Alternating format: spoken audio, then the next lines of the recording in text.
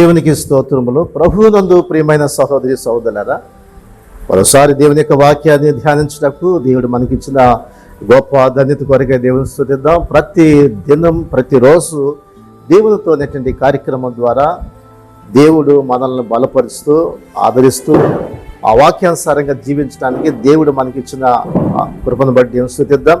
అంతేకాకుండా అనేక మందికి ఇది ఆశీర్వాదకరంగా ఉండాలి. ఎంతో ప్రార్థనతో కన్నీటితో సిద్ధపడుతూ ఈ వాక్యాన్ని అందిస్తున్నాం.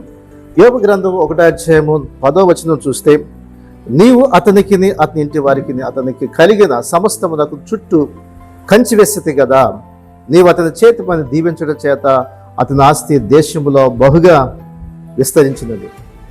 యోబు గురించి ఇక్కడ రాయబడిన మాటను మనం చూస్తే చాలా అద్భుతమైన విషయాలను మనం చూస్తాం.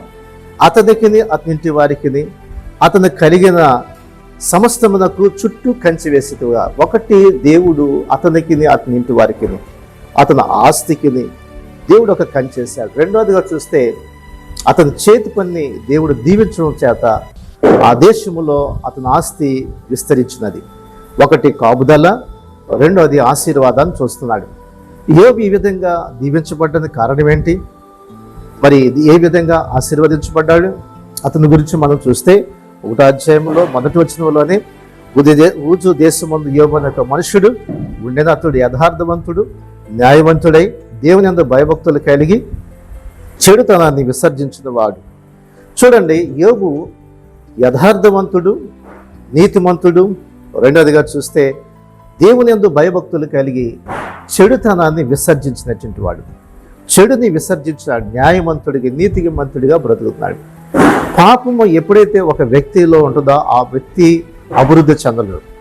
అతిక్రమము దాచిపెట్టేవాడు వర్ధిల్లడు, కానీ దాన్ని ఒప్పుకొని విడిచిపెట్టేవాడు దేవుని కనికరాన్ని పొందుతాడన్నాడు. కాబట్టి అతిక్రమాలు దాచిపెట్టేవాడు ఎప్పుడు కూడా వర్ధిల్లడు, అభివృద్ధి చెందలేడు. ఆర్థికంగా అవ్వచ్చు, మరి చదువులు అవ్వచ్చు, ఉద్యోగంలో అవ్వచ్చు, వ్యాపారంలో అవ్వచ్చు. అలాగే భౌతికమైన ఆశీర్వాదమే కాదు, అలాగే ఆత్మ సంబంధం కూడా కుటుంబంలో ఆత్మీయంగా, మరి కుటుంబంలో ప్రేమ అనురాగాలు, దేవుని యొక్క ప్రేమ ప్రజల మధ్య ఉండటం కూడా కరువైపోద్ది. ఎప్పుడైతే అతిక్రమాలు దాచిపెడతాడో అక్కడ వర్ధిల్లటం అనేది కనిపించదు. అనగా ఆర్థికంగా అభివృద్ధి చెందలేవు, రెండోది మానసికంగా కూడా అభివృద్ధి చెందలేవు. దేవుడు మనల్ని శారీరకంగా ఆత్మీయంగా అన్ని విధాలుగా ఆశీర్వదించే దేవుడు అయి ఉన్నాడు. అంతేకాకుండా యోబుకి తనకి 7 కుమారులు, 3 కుమార్తెలు ఉన్నారు. ఆ కుమార్తెలు తన యొక్క అన్నలు వారికి వంతుల చొప్పున వారికి భోజనాలు ఏర్పాటు చేసేవాళ్ళు. ఆ తర్వాత యోబు తన యొక్క బిడ్డల గురించి ప్రతిరోజు కూడా అరుణోదయమే లేచి ఒక్కొక్కరి నిమిత్తమే దేవునికి దహన బలు అర్పించేవాడు. ఎందుకో తెలుసా? వారు దేవుని దూషించారే వారి మనసులో. మన పిల్లలు మన చుట్టూ ఉన్నప్పుడు ఒక దేవదూతల్లాగానే ఉంటారు, కానీ బయటికి వెళ్తే ఎలాంటి స్నేహితులతో కలుస్తున్నారు, ఎలాంటి ఆలోచన చేస్తున్నారు, సెల్ ఫోన్లో ఎలాంటి వారితో మెసేజ్ ఇస్తున్నారు, మరి ఎటువంటి యొక్క ఆలోచన అపవిత్రత వాళ్ళకి వెళ్తుంది మనకు తెలియదు. కాబట్టి యోబు తన బిడ్డల గురించి ఒక్కొక్కరి గురించి ప్రార్థన చేశాడా, ఒకేసారి అందరి గురించి చేశాడా అంటే ఒక్కొక్కరి నిమిత్తమే. మరి నీ బిడ్డల గురించి ఒక్కొక్కరి నిమిత్తం ఉదయం లేచి ఒక్కొక్కరి యొక్క జీవితంలో వారికి ఉన్న సమస్యల్ని, వారికి ఉన్న బలహీనతల్ని ప్రభు పాదాల దగ్గర తీసుకెళ్ళి నువ్వు ప్రార్థించినప్పుడు దేవుడు వారి యొక్క జీవితాలను మారుస్తాడు.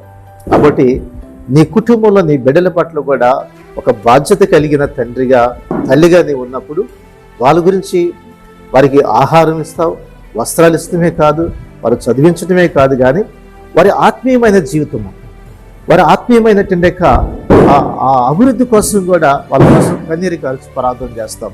కాబట్టి నీ బిడ్డల కోసం ఎప్పుడైతే ప్రార్థిస్తావో వారు చెడు నుంచి బయటకు వస్తారు. లోకంలో పాపంలో పడిపోకుండా పవిత్రత కలిగి ఉంటారు. ఆ పరిశుద్ధత పవిత్రత కలిగి ఉంటే నీ బిడ్డలు కూడా ఒక ఆత్మీయులుగా ఉంటారు, ఒక ఆధ్యాత్మికమైన ఆశీర్వాదం వాళ్ళు కూడా చూస్తారు. కాబట్టి యోబు అతని చేతి పనులు కూడా ఆశీర్వదించబడ్డాయి.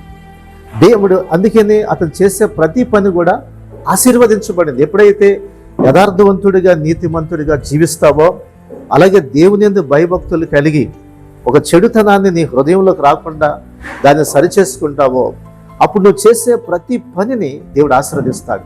అది ఏదైనప్పటికీ, ఉద్యోగమైనా, వ్యాపారమైనా, మరి నువ్వు ఏ పని చేసినా కానీ ఆ పనిలో ఒక గొప్ప ఆశీర్వాదం చూస్తావు. యేసోబు గురించి చూస్తే యేసోబుని బానిసడిగా అమ్మబడ్డాడు, దేవుడు అతను తోడై ఉన్నాడు. కానీ బానిసత్వం నుంచి దేవుడు ఏం చేస్తాడు? పొత్తిఫరింట్లో పనివాడయ్యాడు, తర్వాత విచారణకర్త అయ్యాడు, తర్వాత ఇంటంతా మీద కూడా అధికారి అయినాడు. ఒక్కొక్క స్టెప్ అతడు మరి అభివృద్ధి వచ్చింది. అలాగే ఇస్సాకు విత్తనం వేసి ఆ సంవత్సరం 100 ఫలం పొందాడు. యెహోవా ఆశీర్వదించిన గనక ఆ మనుషుడు గొప్పవాడై ఉంది. దేవుడు ఆశీర్వదిస్తే ఆ వ్యక్తి గొప్పవాడవుతాడు. కాబట్టి యోబు గొప్పవాడవటం కారణం ఎవరు? దేవుడే. మరి దేవుని భయభక్తులు కలిగి ఉన్నాడు, యథార్థవంతుడిగా జీవించాడు.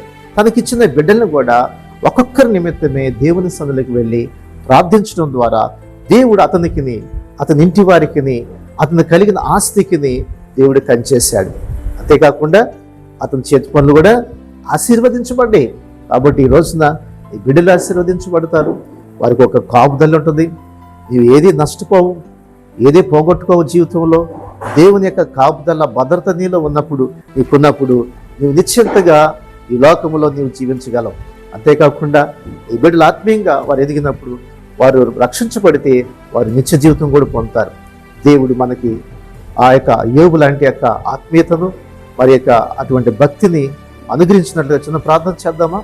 ఈ వాక్యం వింటున్న ప్రియ సహోదరుడా, సహోదరి ప్రార్థన చేద్దాం. పరిశుద్ధుడా, ప్రేమగల తండ్రి, వాక్యం విన్న మా ప్రియ సహోదరి సహోదరులందరి కొరకు ప్రార్థిస్తున్నా.